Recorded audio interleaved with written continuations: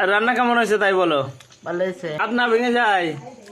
বঙ্গনারে বড় বড় সাইজের কাঁঠাল ইঁচড় খাওয়ার মতন হয়ে গেছে। পরে এই দেখো কি বন্ধুরা দেখা যাচ্ছে, মৌচাক যদি একবার কামড় দেয়। এই দেখো কি অবস্থা। এই ইঁচড়টা আমাদের সুন্দর করে ছোট ছোট সাইজ করে কেটে নিলাম। এই যে কাটা হচ্ছে, এই যে পাটায় মশলাটা আমাদের পেস্ট হচ্ছে, এই যে পেঁয়াজ সেদ্ধ হচ্ছে, এই যে ফুটছে।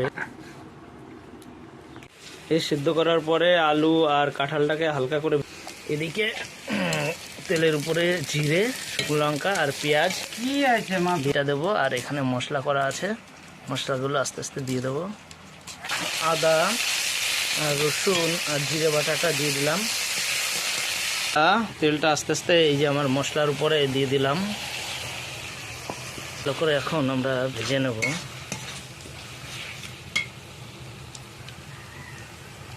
মশলা হয়ে গেছে, এরপরে এই যে ভাজা আমাদের কাঁঠালটা আর আলুটা দিয়ে দিলাম এর ভিতরে।